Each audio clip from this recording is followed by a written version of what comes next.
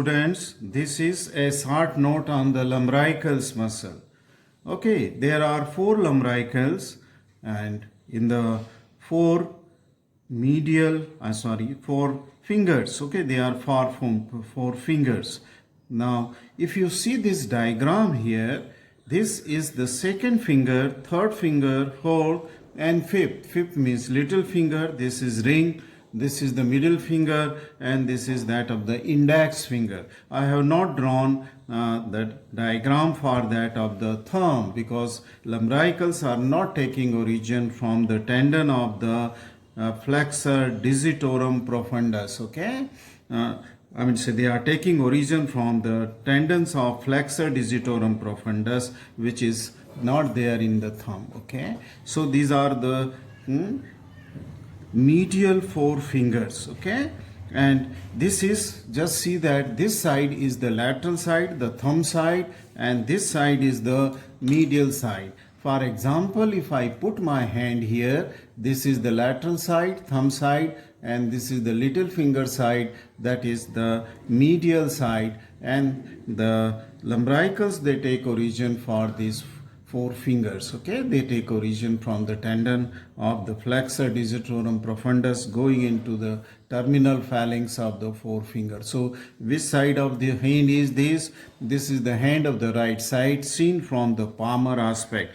Okay, after this orientation, let us see the origin of the lumbricals. Lumbricals are the four short muscles. Okay, and they are counted, as I said, from that of the lateral towards the medial side. So this is the first lumbrical, this is the second lumbrical, this is the third, and this is the fourth lumbrical muscle, right? Now the origin, let us come to the origin of this muscle. The origin of this muscle is from, as I said, from the tendon of the flexor digitorum profundus. Okay, so I will draw the tendon first. This is the tendon of flexor digitorum profundus here lying in the palm and then crossing the metacarpophalangeal joint going in front of the proximal phalanx, as this is, I have drawn the proximal phalanx. Okay, and on the dorsal aspect of the metacarpophalangeal joint, there is the presence of this extensor expansion. Okay, so just I am drawing the small part of the extensor expansion as seen here on the palmar aspect, though it is present onto the dorsal aspect. So this is the part of the extension. Little zoom it and so that you can see it clearly. So just the base of the extensor expansion I am just drawing because I have to show you the insertion of this muscle. Let us see the lumbrical. This is the first lumbrical which takes origin from the radial side or the lateral side of the tendon of the flexor digitorum profundus as it lies in the palm. Okay, so this cylindrical muscle, very small muscle, okay, will form the tendon, and tendon will then splits into two. One of the slip will go to the base on the radial side or lateral side at the base of the proximal phalanx of the index finger. This is the index finger.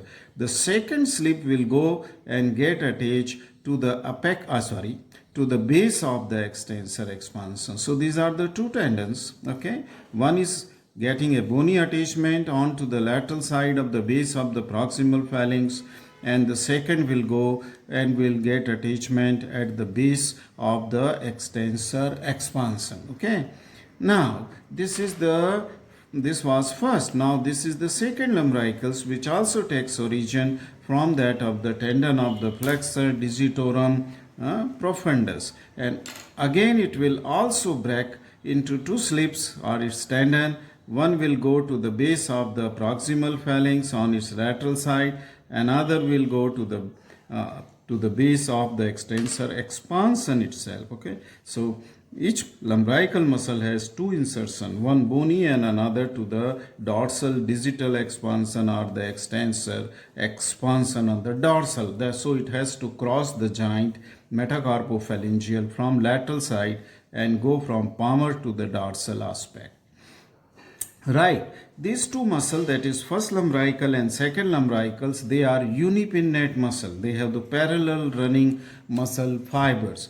But when we come to the third and fourth lumbricals, they are having a bipinnate origin. Okay, that means they are taking origin from the adjacent side of the second and third tendon of the flexor digitorum profundus. That means the tendon going to the middle finger and tendon going to that of the ring finger will give origin to the third lumbrical. So third lumbrical is the bipinnate muscle, okay, which have a common insertion and then the two heads of origin from adjacent tendon. So see that the origin is not bony, it is tendinous origin for all lumbricals. This will also splits into two tendons, and one will go to the base of the proximal phalanx of that of the ring finger, and another will go to the extensor expansion to the aponeurotic seat. In the similar way, the fourth muscle is also bipinnate muscle, okay, taking origin from the adjacent sides of the extensor digitorum tendon. Again will splits into two to get attachment, bony attachment onto the radial side or the lateral side of the proximal phalanx, and second tendon will go to the extensor expansion. So these are the four different palmar introsi, their origin and their insertion, okay, insertion. So all of them will go to the base of phalanx proximal, all of them will get insertion onto the extensor expansion, right? Now the nerve supply, the first and second lumbricals, which are unipinnate muscles, they receive the branches from the median nerve, okay. So first and second from the median nerve, while third and fourth will receive the branch from the ulnar nerve. So this will be the ulnar nerve. So double nerve supply is there for that of the lateral two, median, and for the medial two, it is the ulnar nerve which will supply the muscles. Let us come to the action of these muscles. Okay, it's a small muscle which have tendinous origin. I'm sorry. The muscle flexes the metacarpophalangeal joint, okay.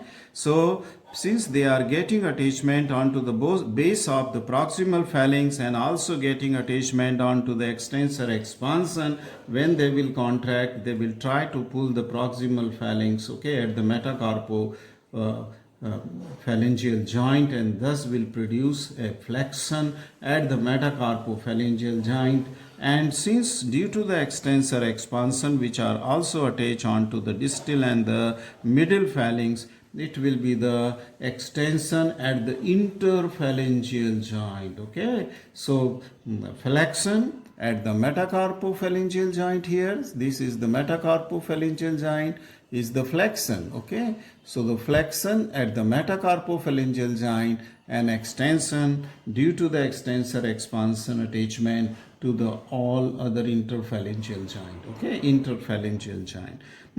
Let us see in detail if you want to see the attachment of this lumbrical muscle.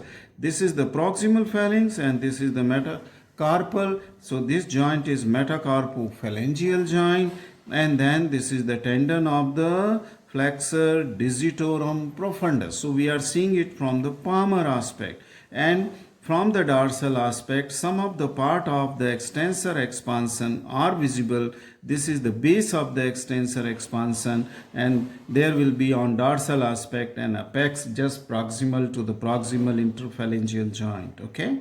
So this muscle which takes origin, it may be first or second lumbrical because it is a unipinnate muscle. All muscle fibers are running parallel. This will form a tendon here which will splits into two slip, and on the side of the lateral side of the metacarpophalangeal joint, one of the slip will cross, and then it will gain attachment onto the base of the proximal phalanx on the lateral side, while another slip will go to the base of the extensor expansion, through which it will gain attachment onto the interphalangeal, onto the distal and the middle phalanx, okay, and thus will be able to produce the extension at the interphalangeal joint, okay, interphalangeal joint, right.